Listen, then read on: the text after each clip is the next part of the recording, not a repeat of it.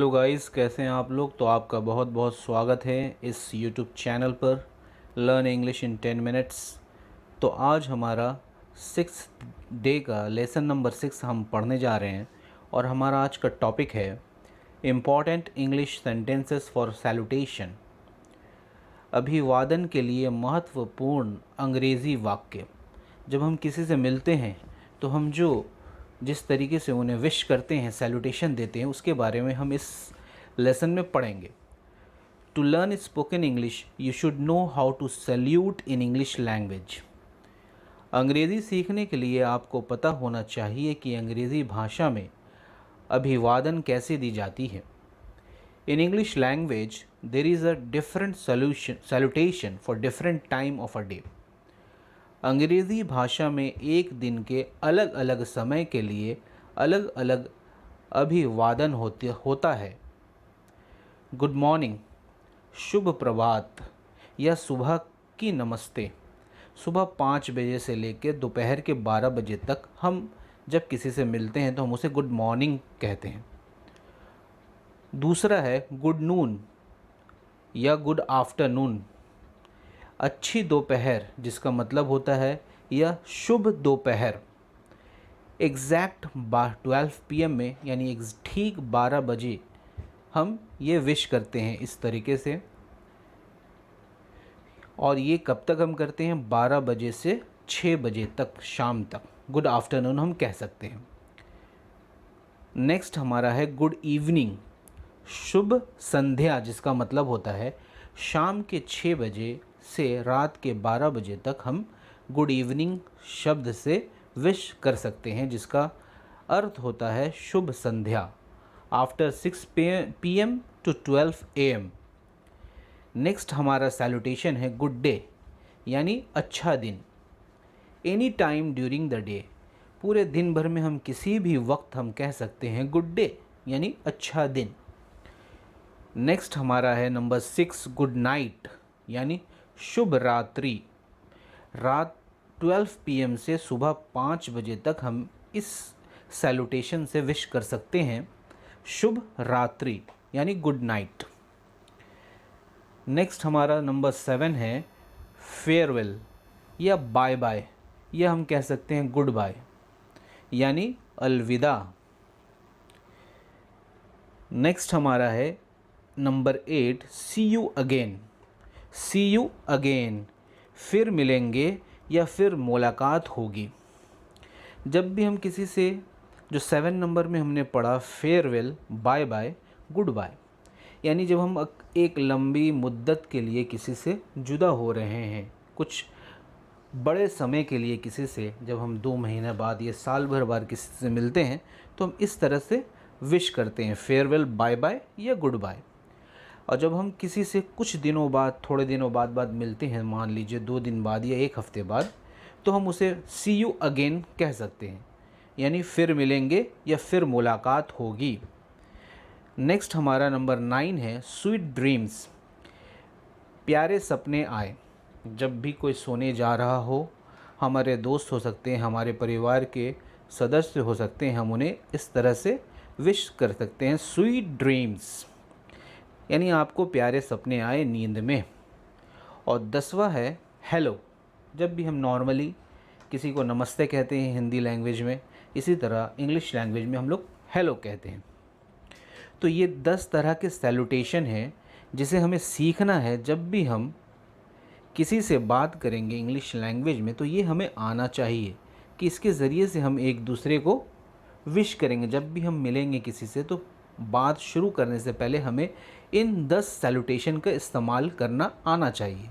चलिए अब हम लोग इसका कुछ एग्जाम्पल्स देखते हैं कि सेंटेंसेस में हम इसे किस तरह से इस्तेमाल करेंगे। कुछ कन्वर्सेशन देखते हैं।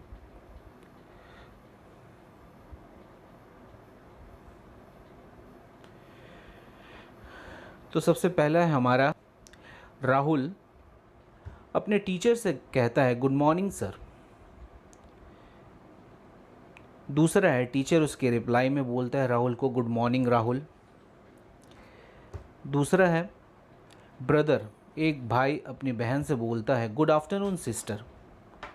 सिस्टर उसका जवाब देती है गुड आफ्टरनून ब्रदर, यानी शुभ दोपहर बहन बोलती है, और भाई भी उसे शुभ दोपहर बोलता है। थर्ड है हमारा सेंटेंस, मदर अपने बेटे से बोलती है, सन से बोलती है गुड इवनिंग सन। माँ बोलती है शुभ संध्या बेटा। अब सन उसके जवाब में बोलता है गुड इवनिंग मदर, बेटा शुभ संध्या माँ।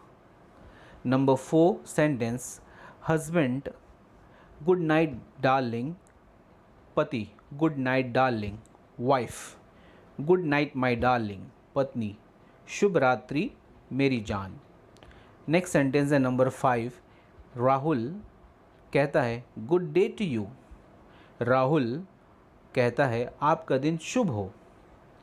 रवि जो उसका दोस्त है वो कहता है very good day to you, आपका दिन भी बहुत शुभ हो।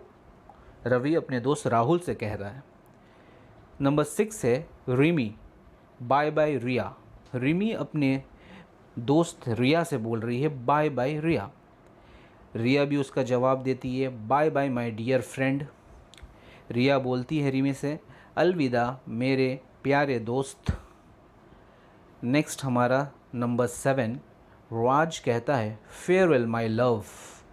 राज अलविदा मेरे प्यार, यानी रानी से बोल रहा है, और रानी उसका रिप्लाई देती है फेयरवेल माय लव, अलविदा मेरी जान। नेक्स्ट सेंटेंस है हमारा 8 नंबर, इरफान अपने दोस्त रवि से बोलता है हेलो, तो रवि उसका जवाब देता है hello Irfan. Next number 9 Sachin, hello how are you Sehwag. Sachin hello कैसे हो सहवाग। सहवाग रिप्लाई देता है hello I am fine Sachin, hello मैं ठीक हूँ सचिन।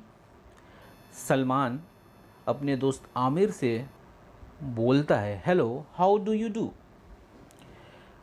हेलो आप कैसे हैं आमिर। आमिर उसका जवाब देता है hello how do you do Salman. Aamir बोलता है हेलो आप कैसे हैं सलमान। जब भी हम किसी से मिलते हैं, ये जो 10 नंबर सेंटेंस है इसमें हमें बताया गया जब भी हम किसी से मिले, अपने दोस्त से या किसी भी व्यक्ति से हम मिलते हैं, तो हम उसे इंग्लिश लैंग्वेज में इस तरह से बोल सकते हैं hello how do you do, आप कैसे हैं।